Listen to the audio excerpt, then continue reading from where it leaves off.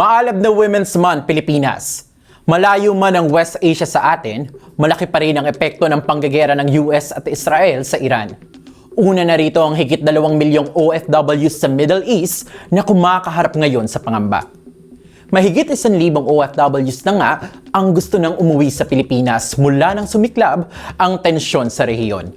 Particularly kung sa Dubai, medyo unprecedented itong nangyari kasi usually hindi naman inaatake yung UAE. Pero naging vulnerable talaga kasi nga maraming mga US bases sa mga pasilidad ng Amerikano yung naririto. Pinomba ang consulate ng US dito sa Dubai na malapit siya sa mga communities, malapit sa mga Filipino area. Dito sa kinalalagyan ko, kita ko yung usok. Talagang nangangamba ka kasi maya't maya nakakarinig ka ng alert sa cellphone. Daing ng ilang OFWs, hindi nakakapanatag ng loob ang tugon ng Philippine government. Paano yung ayuda ng mga mawawalan ng trabaho? Tapos kung uuwi, magkakano ba yung makukuha mula sa OWA? Pero dapat, masanay na yung Philippine government na dapat magkaroon na siya ng comprehensive plan. Ang longest solution ay sana ay hindi na kami mapilitang mag-abroad at para suungin pa yung ganito mga klaseng delikadong sitwasyon para sa mga Pilipino. Bukod sa panganib na kinahaharap ng OFWs, apektado rin ng mga Pilipino sa nagbabadyang pagtaas di umano ng presyo ng langis dahil ayon sa grupong bayan, sinasamantala ng oil companies ang tensyon sa West Asia. Kakasimula pa lang umano ng pag-atake sa Iran, agad nang nag-anunsyo ang oil companies na tataas ang presyo ng langis. Ngayon, kahit ang Department of Energy nag-abiso na posibleng magkaroon ng big-time oil price hikes sa mga susunod na linggo. Pero ang isa pang epekto ng panggagera ng US sa Iran ay ang nalantad na vulnerabilidad ng Pilipinas dahil sa presensya ng US troops at facilities sa bansa.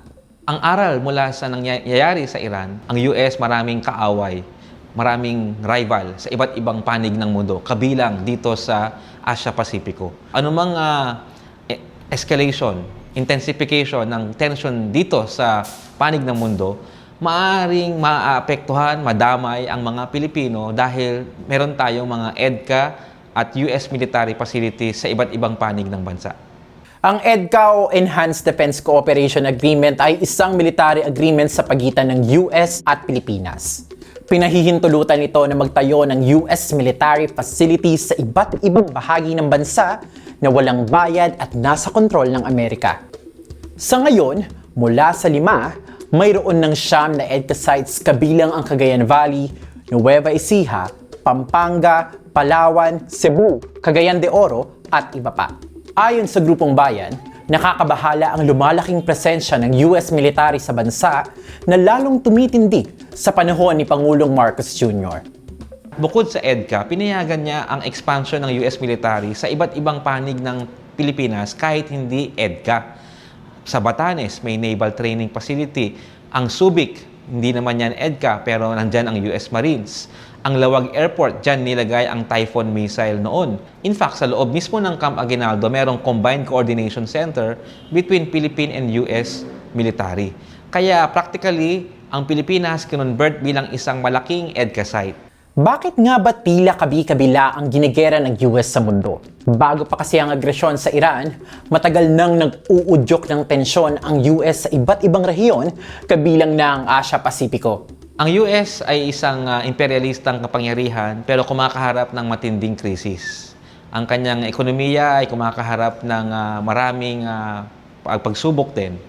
Kaya para makontrol ang mga rekurso, para meron siyang kontrol sa mga market, sa mga ruta ng mga komersyo, kailangan niyang atakihin ang iba't ibang bansa, lalo na yung tinitingnan niyang banta sa kanyang pagiging superpower sa buong mundo. Sa gitna ng tumitinding panganib sa bansa dulot ng agresyon ng US sa iba't ibang bahagi ng mundo, ito ang hamon ng mga progresibong grupo sa Marcos Jr. administration.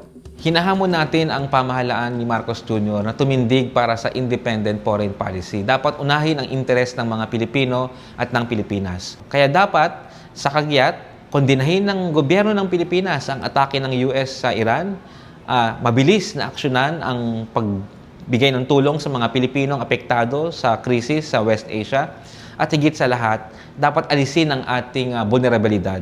Alisin ang EDCA, alisin ang Typhoon missiles at iba pang kagamitang pandigma, palayasin ang mga tropang Amerikano.